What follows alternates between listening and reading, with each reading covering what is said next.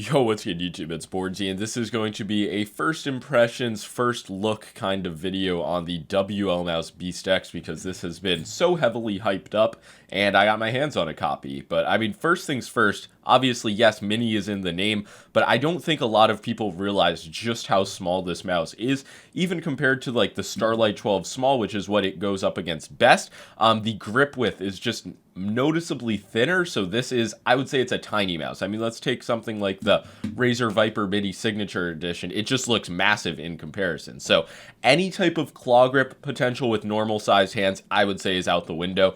This is, I mean, to me, it's basically a fingertip mouse. It does come in at 35 grams on my scale. And yeah, I guess I shouldn't say claw gripping it will be impossible, but for my hand size, it reminds me of the small final mouse, and that's already like below my limit for a small mouse that I can claw grip. So just be prepared if you've ordered this mouse, plan to order it, that it's going to be smaller than most small mice you are used to, unless you are using like a fucking half-sized mouse. I mean, just looking at it compared to the medium size, the standard Wlmouse, that should really give you a good idea. I really had to install the stock grip tape on the sides. I did have it on the buttons as well, but you just can't make a video with grip tape on the buttons because literally 0 people would click on it. I'd be like, why are 0 people watching my video? But instead, all of you guys are mesmerized by this like movie theater carpet looking speckled glossy design on the main buttons. And I will say that I do hate the glossy coating. There's no way around it. It's just not for me. And yeah, I'm not even gonna do like I might just need to get adjusted to its song and dance. Like glossy coatings, I know by now they are just not for me, especially like with the heat on.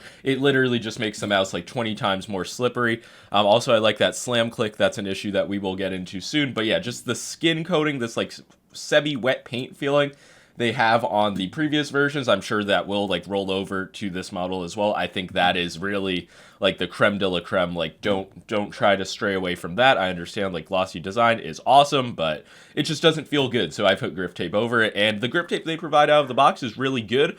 Also on the sides, it gives them just a little bit more width. Like it is very thin grip tape, but it still just makes the sides a little bit more flat, somewhat more akin to like the Starlight Small. So yeah, the grip tape on the side obviously covers up the slits. It adds a little bit of width. It makes the sides feel a bit less curved, especially like where you grip it, even though it's like the sides are not going to be like super aggressively curved on this mouse. But yeah, it's just a smaller final mouse small. That is the way I look at it, coming in at 35 grams. It's obviously, I mean, stupidly light. And the weight balancing is addressed compared to the medium, where it definitely was a little bit front heavy. I mean, you can see like I'm gripping it at the middle. It's just going towards the front a little bit. I would say that the mini does seem to be optimized, but I don't know if you guys have noticed like the rattling issue. Like whenever I drop it, there is just like this hollow pinging metal sound. I'll drop some other like magnesium mice. You see the well, I guess ULX isn't magnesium, XD. But yeah, the Starlight and then the Wlmouse medium. And I really wouldn't say that the fact that like there is some rattling when I drop alone is an issue, but it just does seem to be the worst, I guess, of any magnesium mouse. And I am getting slam clicks. One thing I haven't even gotten into was just how light the clicks are on this mouse. It's honestly hard to describe. But when I like drop the mouse, even like when you reset it, like a real world scenario, I was getting some like clicks. Like I would be epic Fortnite gaming and then I would like slam my mouse down. And just because I'm like not even applying pressure, but my finger is there, I guess some pressure is being applied. Like it will just physically slam the click. Like when I slam the mouse down, I will feel the switch activate. And yeah, I don't know if this is just a design limitation of having such a lightweight metal mouse, but it is definitely more noticeable like in real world scenarios than on any of the other metal mice I've used. So that is worth noting.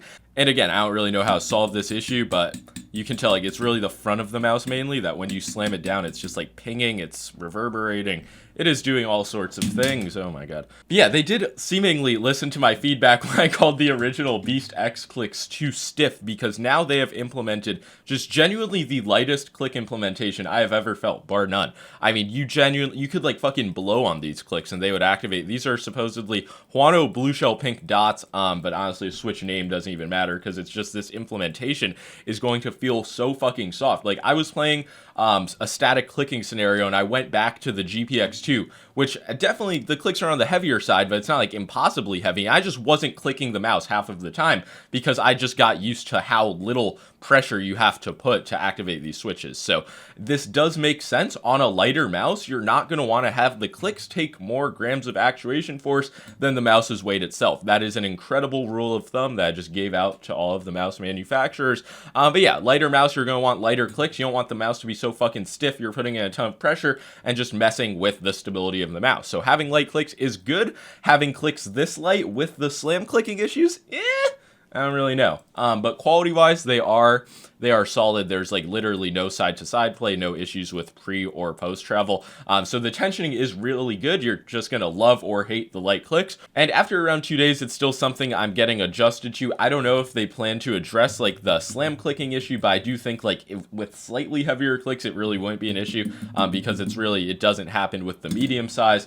So yeah, I just figured that is a solid word of warning while also explaining how the clicks do have the potential to feel very light and solid. Side buttons, these are very good. I actually have like no wobble whatsoever on either button. They're just tuned into their slits quite well. What the fuck did I just say? But yeah, they also do protrude a decent bit even when you have the grip tape on. Like accessing them isn't that bad. But I'm not gonna lie, like I said, when I play Fortnite trying to claw grip access the side buttons, this mouse is just simply too small.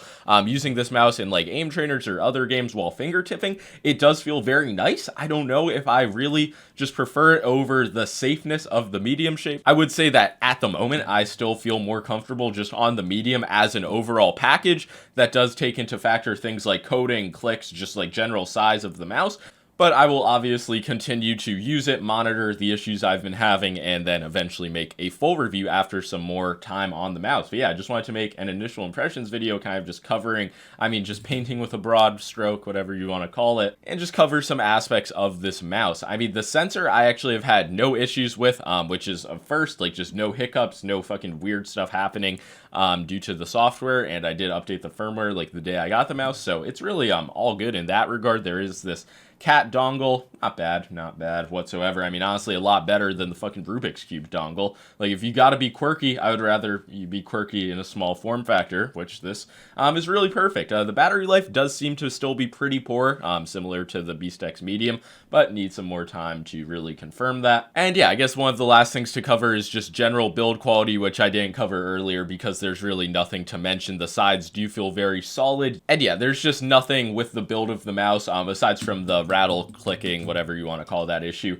where I'm really concerned. So the sidewalls feel good. There's no flexing, creaking, rattling. So that's really it. For a 35-gram mouse, it does feel very solid. But yeah, after my initial testing, I really can't say that the Mini is far and away better than the Medium. And really, the size of this mouse is going to be, in my opinion, just the big barrier, whether you like the mouse or not. If you truly do want something extremely thin, extremely low, just small in general, then yes, this probably will be the mouse for you. But even if you're somebody like myself with larger hands who thinks you like smaller mice, this might just be a bit too small. But I will keep testing it. Make sure to leave a like and subscribe for the full review and more mouse reviews in the future. And that's really all I gotta say for the BeastX Mini. Let me know your thoughts in the comments below. Peace.